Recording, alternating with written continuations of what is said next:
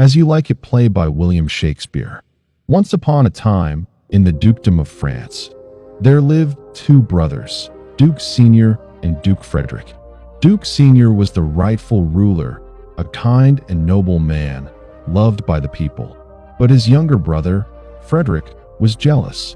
He gathered support, drove Duke Senior out of power, and seized the throne for himself. Duke Senior, instead of fighting back, accepted his fate with peace. He fled to the forest of Arden, where he lived like a free man with a group of loyal followers. They hunted for food, sang songs, and found joy in the simple life of the woods. Though they lacked the comforts of a palace, they had freedom and friendship. At the court, Duke Senior's daughter Rosalind remained behind. She was best friends with Celia, Duke Frederick's daughter. The two cousins loved each other like sisters. Rosalind, though sad about her father's exile, stayed strong because Celia gave her comfort. One day, a wrestling match was announced at the court. Charles, the court's mighty wrestler, challenged anyone brave enough to face him. Few dared, because Charles was strong and dangerous. But one young man, Orlando, stepped forward. Orlando was the youngest son of Sir Roland de Bois, a nobleman who had served Duke Senior loyally. After Sir Roland died, Orlando lived with his elder brother Oliver, who treated him cruelly. Oliver hated Orlando, starved him, and denied him education. Yet Orlando grew strong, brave, and intelligent on his own. When Orlando entered the wrestling match, Charles expected an easy victory. But to everyone's surprise, Orlando fought fiercely and won. The crowd cheered. Rosalind, impressed by his courage, felt her heart touched by love for him. Orlando, too, was struck by Rosalind's beauty and kindness. But Duke Frederick, instead of rewarding Orlando, grew angry. He hated Orlando's family because Sir Roland had been loyal to Duke Senior, not to him. He insulted Orlando and dismissed him.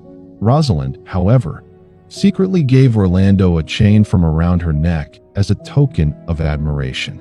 Orlando, blushing and overwhelmed, realized he had fallen deeply in love with her.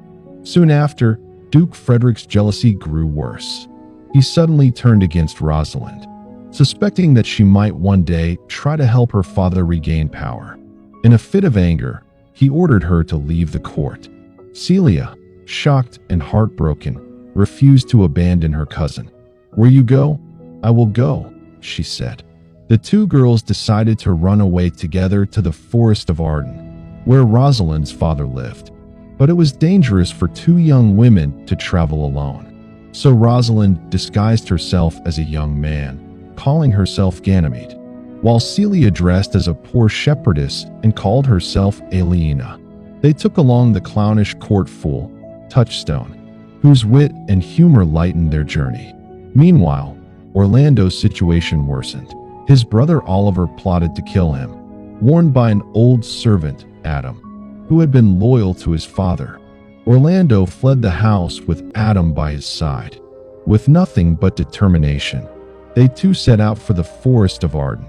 In the forest of Arden, life was very different from the court. Duke Senior and his loyal men sang songs, hunted deer, and spoke of the freedom they enjoyed away from corruption.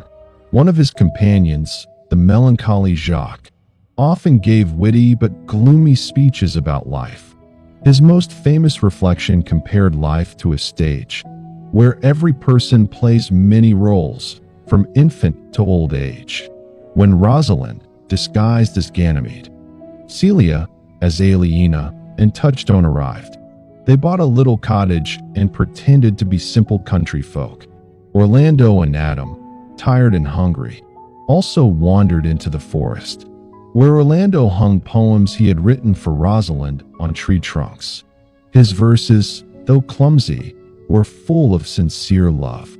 One day, Rosalind, still disguised as Ganymede, found Orlando's poems. Curious and delighted, she met Orlando in disguise. To test his love, she pretended to be skeptical and told him, "If you are truly in love with Rosalind, Come every day, and I will play the part of Rosalind. You can practice wooing me, and I will teach you how to win her heart." Orlando agreed eagerly, not realizing that he was actually wooing the very Rosalind he adored. These playful encounters grew into deep conversations filled with wit, teasing, and affection. Rosalind enjoyed the game, but her feelings for Orlando grew stronger. The forest was full of different kinds of love stories. Touchstone, the clown, fell in love with a simple country girl named Audrey. Their romance was comical and full of misunderstandings. Silvius, a shepherd, was hopelessly in love with Phoebe, a proud shepherdess who constantly rejected him. When Phoebe saw Ganymede, Rosalind in disguise, she fell in love with him instead, creating a love triangle. Thus, the forest became a place not only of freedom but also of tangled romances. Back at the court, Duke Frederick discovered that Rosalind, Celia, and Orlando were missing. Furious, he sent Oliver into the forest to find Orlando. But in the forest, Oliver's life was changed. He was attacked by a lioness and nearly killed, but Orlando, despite all the hatred Oliver had shown him, saved his brother's life. This act of bravery melted Oliver's heart. He repented for his cruelty and begged Orlando's forgiveness. Soon after, Oliver himself fell in love with Celia Aliena. Their love blossomed quickly and sincerely. Now the time had come for Rosalind to reveal her true identity, but she wanted to do it in a clever way. Disguised as Ganymede, she promised to solve everyone's romantic troubles.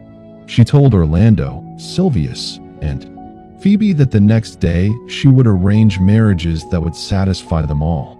On the appointed day, everyone gathered. Rosalind appeared in her true form, no longer dressed as Ganymede. Orlando was overjoyed to see that the witty young man he had been speaking with was actually his beloved Rosalind. Silvius won Phoebe's heart after she realized she could never marry Ganymede, and Touchstone married Audrey. Oliver and Celia also prepared to wed. As the celebrations began, news arrived that Duke Frederick had suddenly changed.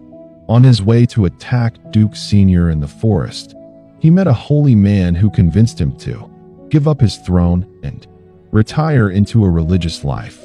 Thus, Duke Senior was restored to his rightful place as Duke. The play ended with joy, music, and dancing. The exiles returned to their homes, but the friendships and loves that had grown in the forest remained strong. Rosalind, now united with Orlando, spoke the epilogue, thanking the audience and inviting them to enjoy the story. Please like the video and subscribe the channel.